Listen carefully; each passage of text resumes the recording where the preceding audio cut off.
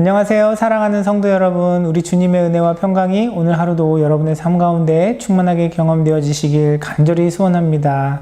생활하다 보면 갑자기 어떤 일에 대한 강한 욕구를 느낄 때가 있습니다.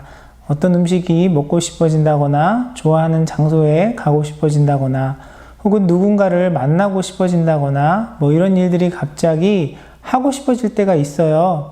신앙에도 이런 면들이 있는데요. 갑자기 찬양을 소리 높여 부르고 싶어질 때도 있고, 기도의 자리에 나아가고 싶거나 혹은 말씀을 막 읽고 싶어질 때가 있습니다.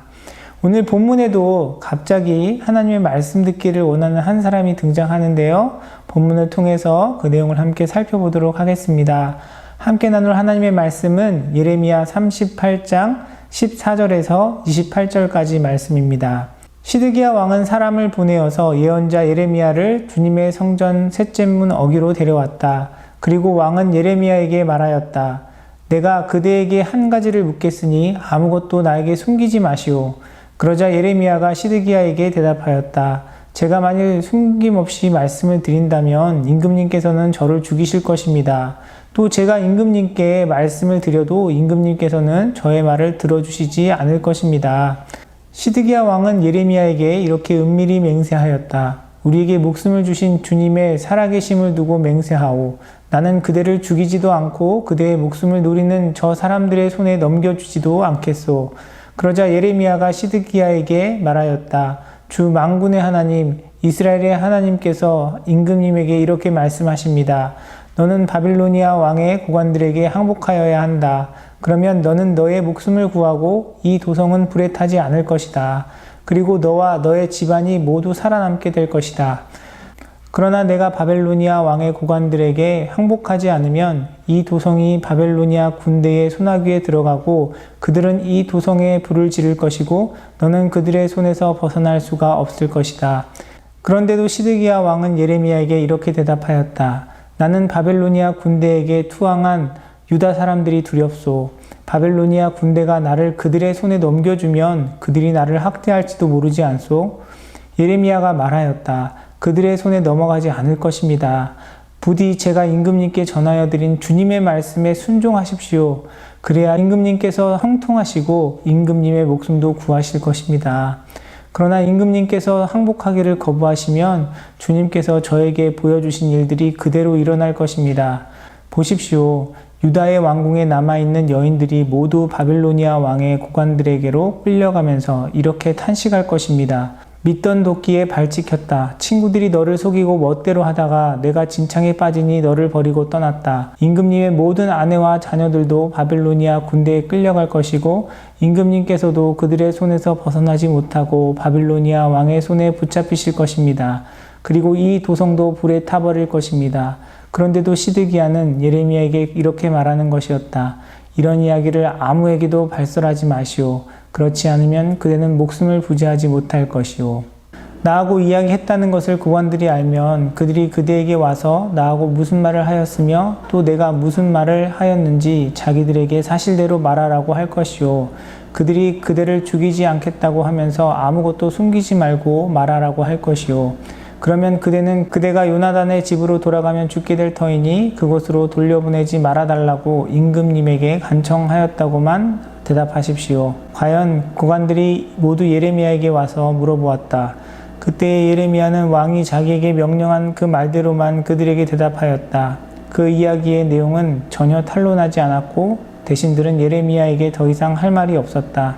이렇게 해서 예레미야는 예루살렘이 함락되는 날까지 근위대 뜰 안에 머물러 있게 되었다.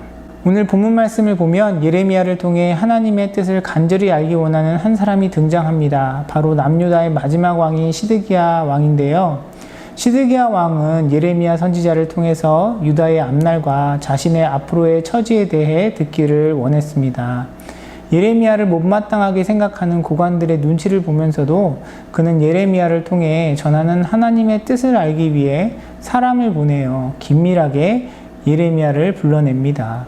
그런데 사실 시드기야 왕은 유다가 망할 것이라는 예레미야의 예언을 이미 듣고 있었습니다. 뿐만 아니라 예레미야의 예언의 내용을 불편하게 생각하는 고관들이 예레미야를 해하려 했기 때문에 그 내용을 모르고 있지는 않았을 거예요. 아마도 시드기야는 예레미야를 통해서 절망적인 예언 속에서도 뭔가 소망을 찾아보려고 했는지 모르겠습니다. 적어도 예레미야는 시드기야에게 유다의 멸망 속에서도 시드기야와 예루살렘이 살 길에 대해서 분명히 알려주고 있습니다. 그러자 예레미야가 시드기야에게 말하였다. 주 만군의 하나님, 이스라엘의 하나님께서 임금님에게 이렇게 말씀하십니다. 너는 바빌로니아 왕의 고관들에게 항복하여야 한다. 그러면 너는 너의 목숨을 구하고 이 도성은 불에 타지 않을 것이다. 그리고 너와 너의 집안이 모두 살아남게 될 것이다. 하나님께서는 예레미야를 통해서 심판 가운데서도 시드기야와 예루살렘이 살 방도를 분명히 알려주십니다. 시드기야는 간절한 마음으로 예레미야를 찾아 하나님의 뜻을 전해 들었고 그 대화를 통해서 어떻게 해야 할지도 전해 들었지만 시드기야는 다음과 같이 반응합니다. 그런데도 시드기야 왕은 예레미야에게 이렇게 대답하였다. 나는 바벨로니아 군대에게 투항한 유다 사람들이 두렵소. 바벨로니아 군대가 나를 그들의 손에 넘겨주면 그들이 나를 학대할지도 모르지 않소.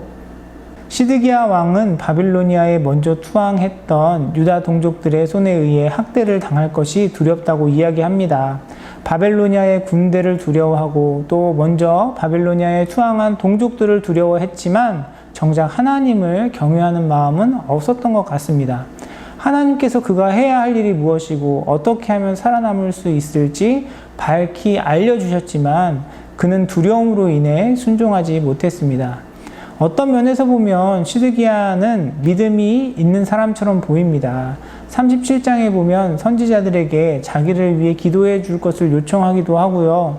또 오늘 본문에는 하나님의 이름으로 맹세도 하고 또 하나님의 뜻을 알고자 예레미야 선지자를 찾아 만나기도 합니다.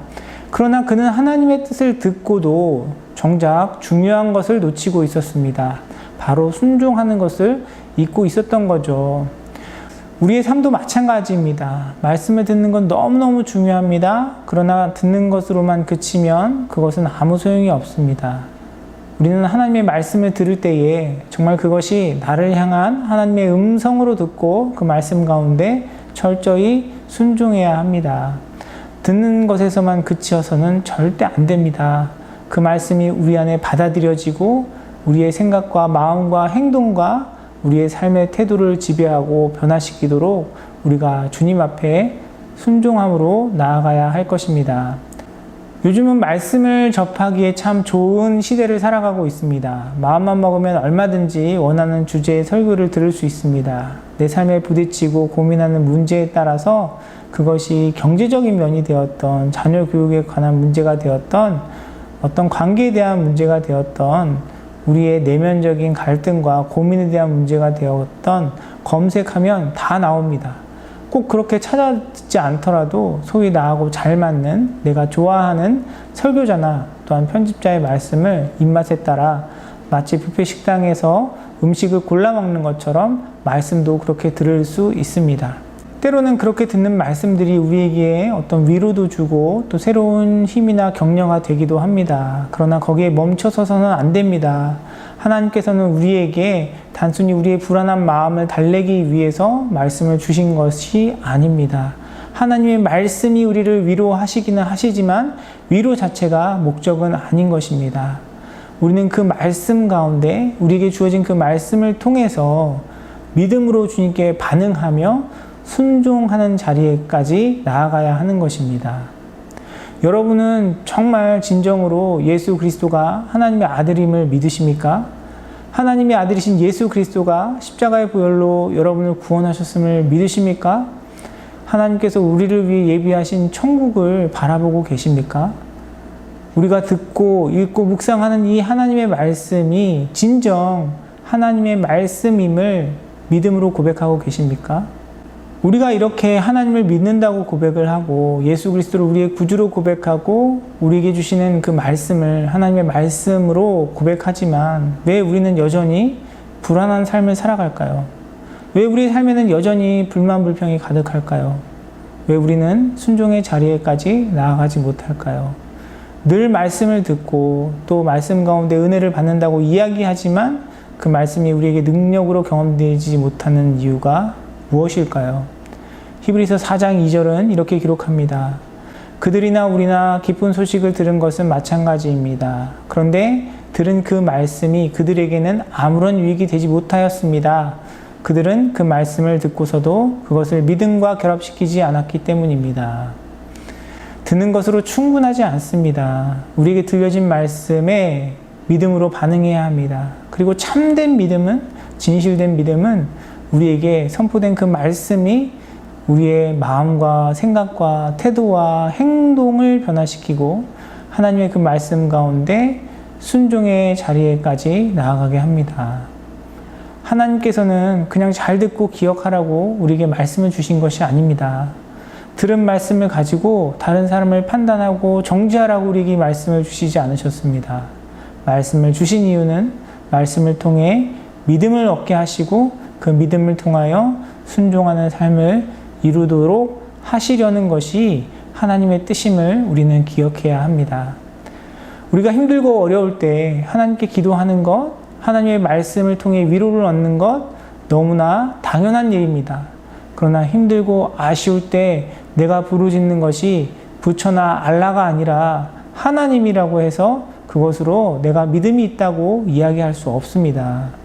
내가 듣고 싶은 말, 내가 원하는 위로를 얻기 위해 하나님의 말씀을 듣는 것만으로 우리가 믿음이 있다고 이야기할 수 없는 것입니다. 그것이 믿음이라면 시드기야 왕도 그 정도의 믿음은 충분히 가지고 있었습니다. 그러나 그런 수준의 믿음을 가지고서는 결국 하나님의 심판을 피할 수 없었다는 사실을 우리는 기억해야 합니다. 말씀 묵상을 준비하는 내내 하나님께서 저에게 말로만 하지 말고 순종하는 목회자가 되라고 말씀하시는 것 같아서 오늘 말씀 묵상을 준비하면서 굉장한 부담감을 느꼈습니다. 듣는 것, 아는 것 뿐만 아니라 말하는 것도 마찬가지입니다. 성경에 보면 하나님 앞에 불의한 제사장, 서기관, 바리새인들이 얼마나 많이 등장합니까? 내가 무엇을 말하느냐가 아니라 우리에게 주신 그 말씀 가운데 어떠한 삶을 살아가고 있느냐, 우리가 진정으로 순종하며 살아가고 있느냐가 중요한 것입니다. 물론 우리는 연약해서 눈물 펑펑 흘리고 회개하고 나서도, 굳게 다짐하고 나서도 또 돌아서면 넘어지고 실수하는 연약한 존재들입니다. 그러나 우리 안에 하나님의 말씀을 향한 순종의 의지와 열정이 있는 것과 없는 것과는 천지 차이입니다. 비록 실패하고 넘어질지라도 우리의 모든 연약함과 제약을 감당하신 예수 그리스도의 복음을 붙들고 또한 우리와 함께 하시는 성령님의 도우심을 구하며 믿음으로 순종하기를 소망하고 갈망하고 그분 앞에 나아가며 하나님의 말씀 앞에 서는 자들에게 하나님께서 은혜를 베푸실 줄 믿습니다. 사랑하는 성도 여러분, 함께 순종합시다. 주님의 말씀을 듣고 그 말씀에 믿음으로 반응하여 순종하는 저와 여러분이 되기를 원합니다. 우리의 삶에 허락하신 하나님의 말씀 앞에 온전한 믿음과 순종으로 반응하여 하나님께서 주시는 크고 놀라운 은혜를 날마다 풍성하게 누리는 저와 여러분의 삶이 되기를 간절히 소원합니다. 기도하겠습니다. 사랑과 은혜가 풍성하신 아버지 하나님, 은혜를 감사드립니다. 하나님, 오늘도 이렇게 하나님의 말씀을 묵상하는 것을 통하여 주님의 은혜를 함께 나누게 하심을 감사드립니다. 이 나눈 말씀이 우리의 머리에만 남아있는 것이 아니라 정말 마음에 새겨서 우리의 삶을 통하여 주님 앞에 순종하는 모습으로 영광 올려 드려질 수 있도록 주님께서 우리의 연약함을 도우시고 함께하여 주시옵소서. 특별히 사랑하는 우리 성도님들, 여러 가지 힘들고 어려운 상황 속에서도 하나님께서 주신 그 말씀에 순종하며 나아갈 때에 하나님께서 베푸시는 은혜와 능력을 경험하는 귀하고 복된 삶을 이뤄갈 수 있도록 주님께서 축복하여 주시고 은혜를 더하여 주시옵소서. 감사드리며 모든 말씀 우리 주 예수 그리스도의 이름으로 간절히 기도드리옵나이다. 아멘.